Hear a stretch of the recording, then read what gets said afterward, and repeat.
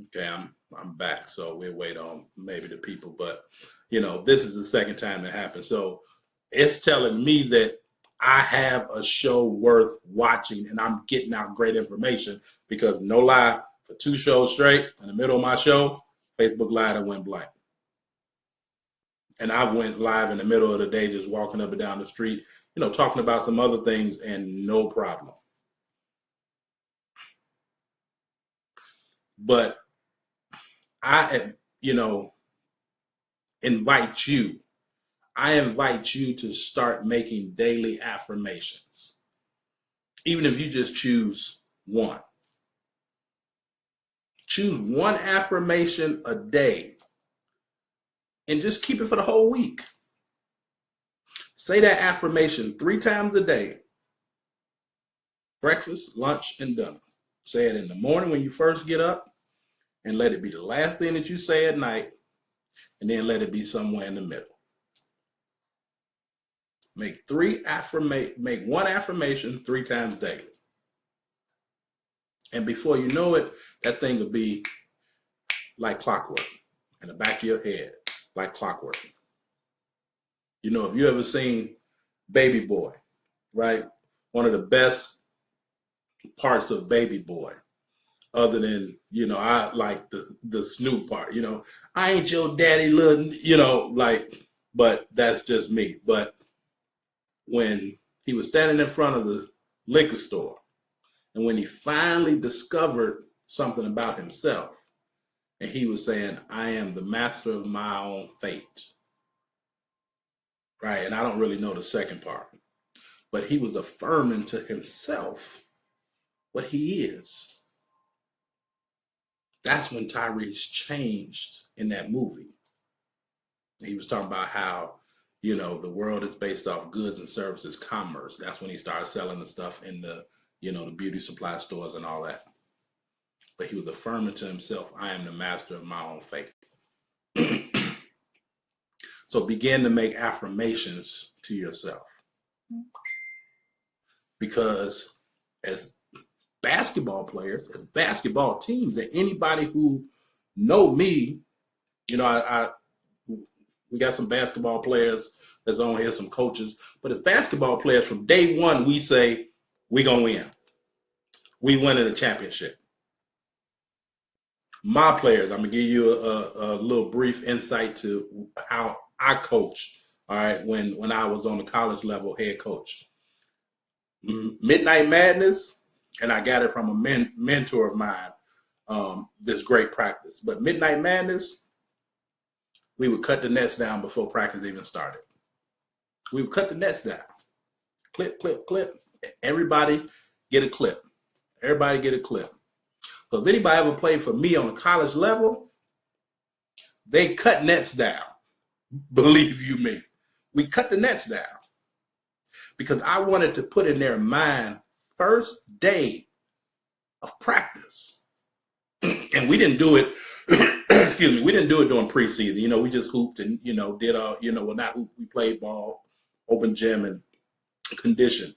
But Midnight Madness, that first day, and because I was head coach in junior college, we didn't have fans and all that. One year we had people to come, but excuse me, we would cut the nets down, and it was always one dude wanted to be the last one, stand up there and wave the nets. And we started affirming it that night we would win a national championship. I wanted them to envision how it felt to cut the nets down. Envision how it feels mentally, and then speak it to yourself. That was one of the reasons why we were so successful, because we understood how it felt to get to that point that most teams never get to. And no, we never won a national championship, right? I haven't won yet. My next college job or whatever, I will win one. See how I'm affirming I am a national championship coach. But they understood how that felt. And then we would brand that, and we would beat that in their heads day in and day out. So start making at least one affirmation a day. and say it 3 times a day, or one affirmation a week, say it 3 times a day. My second point, belief in yourself. If you don't believe in yourself, who's going to believe in you? Right? People talk about Isaiah Thomas. He was the last pick in the NBA draft. I want people to understand that. He was the last pick in the NBA draft. Now people was talking about him for MVP. He had confidence in himself. It didn't matter how little he was, how big he was, he had confidence in himself. All great leaders, all great athletes, all great performers, right? All greats, for the most part, have confidence in themselves. That's how they get to be great. So I'm going to intertwine 2 and 3 together, because my third point is Scottie Pippen. I'm from Chicago. You know, everybody know, right? Scottie was good in those games when they played the West Coast teams. Because Scottie could get up and down the court, you know, him and Horace Grant, and, you know, get layups. But oh boy, when they came to the Pistons or the Knicks, Scottie wasn't Scottie that we know. For a long time, Scottie Pippen was a West Coast ball player on the East Coast team. But he could not play East Coast style basketball, the brunt and the bruising, the Miami Heats with Zoe and, you know, all those dudes back then, and you know, the Knicks with Grandmama and, you know, Pat Ewing and Anthony Mason and all those type of guys. And then with the Pistons, we know what he couldn't do. So it was 2 different Scottie Pippens. He was confident in the West Coast because they didn't want no trouble. But when them dudes get to throwing forearms and elbows, and, you know, back then it was rough and tough. Scottie had a confidence problem. Scottie wasn't necessarily confident in himself, and it showed, because we all know about when Rodman pushed him into the backstop. That's what we all know. Chin busted up. And then the next game, I got a migraine, right? But if you go back and check his stats from some of those East Coast games throughout the season, regular season and in the playoffs, Scottie didn't show up against the East Coast. Because his confidence wasn't like that. But what happened when Scottie got pushed into that wall or that backstop, and then he had that migraine? Something that people don't talk about. And it hasn't been documented, but we're talking leadership here. Who was the leader of that team? And it wasn't Phil Jackson. I'm certain, this is just my thought, I'm certain that after they lost, because that interview, when Jim Rose interviewed Michael Jordan after that Pistons loss, Michael Jordan cried in the locker room during that interview. And he didn't boo-hoo like he did when he won his first championship, but that man shed tears. I remember that interview. I'm a Michael Jordan fanatic. He shed tears in that interview. And he said, we will beat them. But it just ain't our time right now. And that man was so distraught and so hurt, you can't tell me his right-hand man, you didn't show up because you got a migraine headache. You can't tell me that they didn't have a conversation between that season and the following season. Because there was a whole different Scottie Pippen. So now that Michael Jordan applies sandwich criticism, we don't know. But he did something to that man's confidence. So Scottie Pippen was a whole different animal. And you knew he was a whole different animal because in the finals that year, Scottie said, I got magic.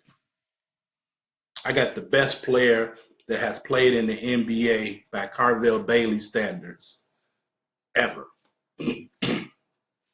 I got Magic Johnson. Now, if he didn't have confidence, Phil could have said, Scottie, you stick Magic. He'd have been like, I don't know if I can stick him. I got Magic. Caused him problems. He was confident, man. That was half the battle. He was confident. It was over. It was over for the NBA for 3 straight years. So like Scottie Pippen or Isaiah Thomas, how do you get your confidence together? Are you affirming to yourself every day? Are you out there practicing? Whatever it is that you do, are you practicing it? Are you getting repetitions? Are you getting reps? If you're, if you're in education, are you studying those chapters? Are you getting reps? If you're in sales, are you studying your elevator speech? If whatever you're doing, if you're a singer, are you getting reps humming, singing from your diaphragm? Are you getting reps up? See, you can't just be in the gym for 2-3 hours. You can't just be in the gym for 2-3 hours. You're wasting time. I'm getting shots up. And what that mean? You have to be efficient with your time. That brings confidence. I was able to get the same thing done in 45 minutes that it used to take me 2 hours to do because I'm zoned in. And you affirm it before you do it. I'm about to go in the gym and make 100 jump shots. I'm going to shoot 5 different jump shots and I'm going to make 100 of them. It might be catch and shoot. It might be rip, 1 dribble right, rip, 1 dribble left. It may be a step back, and it might be a mid-range floater or a mid-range jumper. I'm going to shoot 5 different shots, and I'm going to make 100. So I know that means I have to make 20 shots of each. And I'm getting up and I'm saying I'm about to go in the gym and make 100. So I ain't going in the gym and shoot 100. Like, I stopped just going in the gym shooting 100 a long time ago. We're going to make 100. So now how long you want to be in the gym? Because if you ain't making shots that 100, you can be in the gym forever. Same way that you do whatever it is that you do in your life. You can be on that forever. But are you going to figure out how to get it done? Are you going to make adjustments? Remember we talked about duplication and we talked about making those adjustments. If I know I was able to go in the gym on Monday and make 100 shooting these type of shots, and I know that, I know where the dead spots in the gym was, I know that I had to be done with X amount of shots at X time on the clock, because don't get it twisted. Good coaches, good leaders, everything is about time, because you can't get it back. Everything is about time. So, if you're just in the gym working and things ain't being timed, you're wasting your time or whoever dealing with you. But now I know what I did on Monday. If I was successful with it, I'm going to go duplicate it. If it took me longer, if it took me an hour and 20 minutes because I missed so many shots, now I got to make adjustments. Maybe I need to get my footwork together before I go to the right. Maybe I need to make sure that I'm handling the ball right when I rip it and go to the left. Maybe I need to call for the ball if somebody is rebounding for me so I can talk myself through it. I already know it's coming and I'm already prepared. So you remember we talked about preparation. If somebody pass you the ball and you ain't ready for it, 9 times out of 10 you ain't going to make that shot. But if you ready for it, and if you say ball, as soon as it comes, you know it's going up because you asked for it and you're ready. So what are we asking for in our life that we want to happen? And then ask yourself, are we really prepared for it? Are we really prepared for what we're asking God for? What we asking God to do for us, are we really prepared for it? And then do we have the confidence to go out and get prepared? Do we have the willingness to go out and do those things that we don't really want to do to prepare ourselves for what we're asking for? See, it's all like the neck bone connected to the shoulder bone connected. You know how that song go, right? Everything plays a part with something else. And I used to always tell my players, everything is a carryover. No matter what we do, it's a carryover. Because basketball is universal, just like life. Like mathematics, like life, like basketball, it's universal. I can teach a third grader something and teach that same drill to a semi-pro guy or a pro guy. It might just be different intensity levels, or we might add something different because that third grader can make 100 shots, right? Just like that pro guy can make 100 shots, but that third grader might get an hour to make 100. Or now it's gonna be some type of consequences if you don't. With that pro guy, you got to make 100, but you got to make 10 in a row to make that 100 because you're a professional. So as a professional, you should be able to make 10 shots open in a row. If you look at NBA players, I think it's a game come on tonight. I think Cleveland play tonight. If a pro guy gets an open shot 15 foot or in, I'm gonna say 7 times out of 10, that shot is money. Because that's their job. It ain't like high school, somebody get a 15 foot and they might miss it. No, man, if they are a professional, they making that shot. So if you are a professional or if you're working towards it, then you have to make your shot. Make it count. Make your opportunity count because them opportunities will come up. Ain't that what we've been talking about? So now that high school girl, that third grader might take an hour.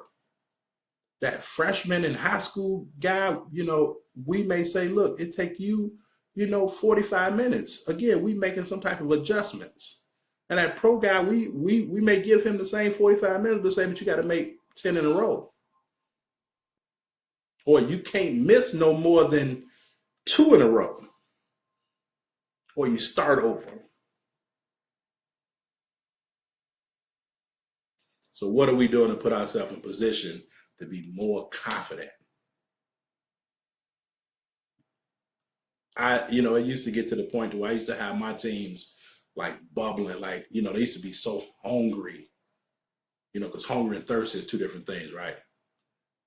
I hope y'all know that, right? Hungry means you want it and you going to get it.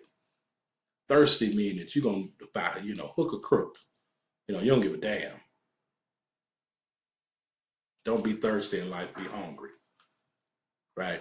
That's a tweetable.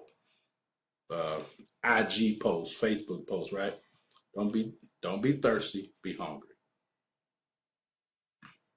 But I used to try to make sure that my guys were so prepared to where their confidence just exploded when people saw us.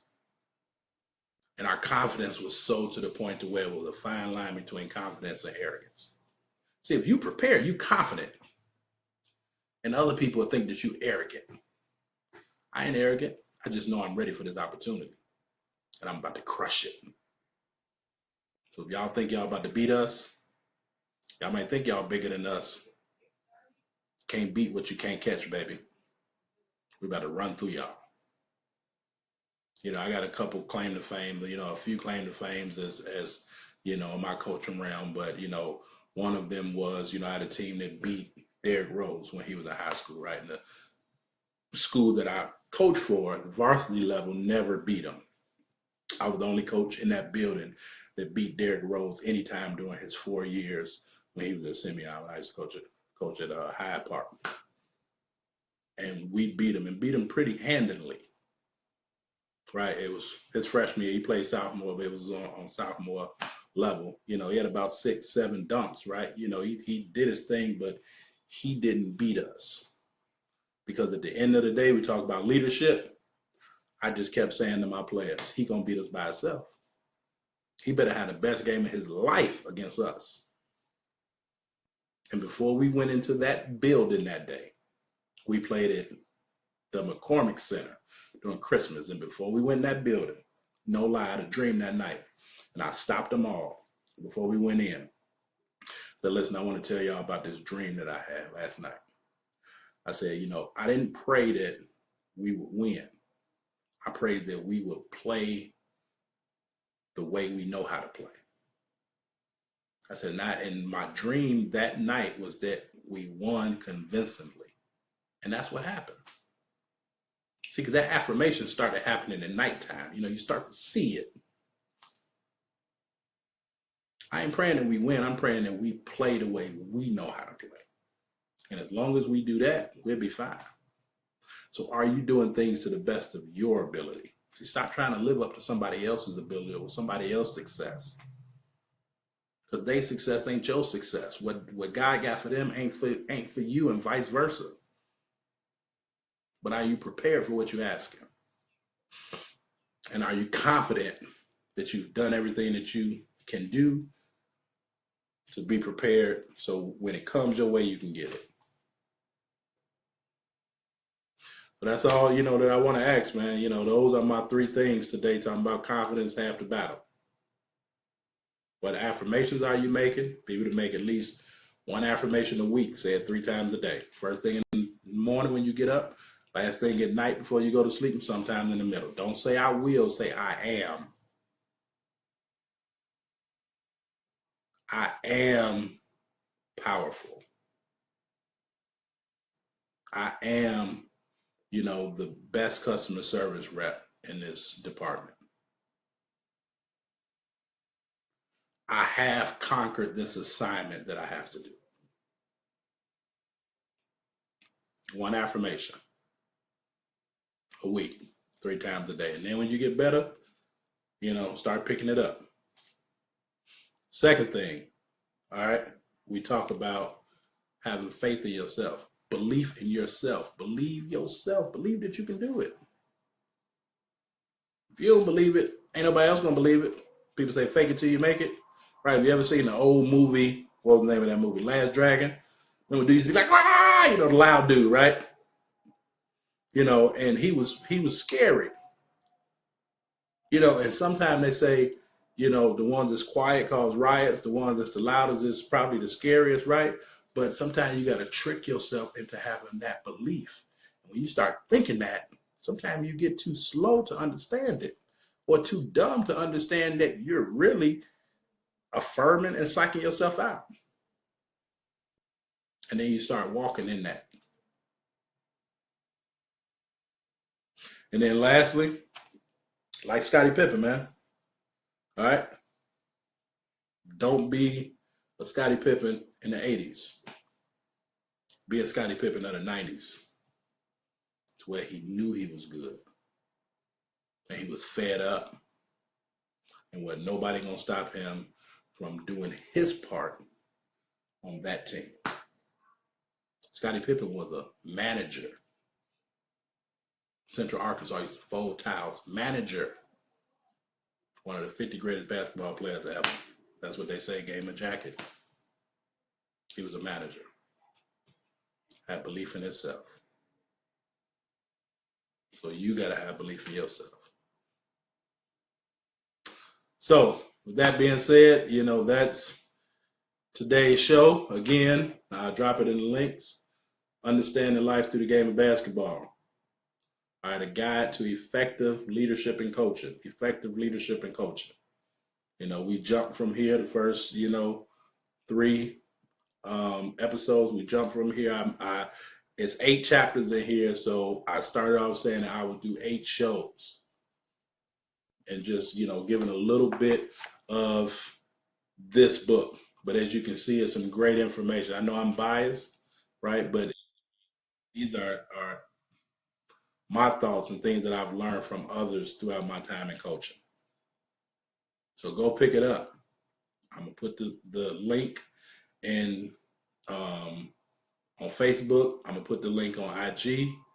Go pick the book up, man. All right, share it with your players, share it with your parents of your players, share it with the administrators, with your coaching staff. Great piece, if I do say so myself, right? Like that song, if I do say so myself, I don't really know the rest. But do we have any questions on IG, on Facebook? Do we have any questions? Please type them in, and I will be glad to answer them.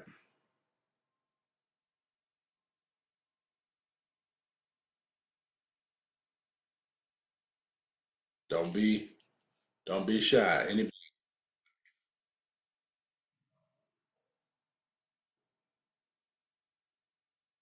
See, now I'm gonna give my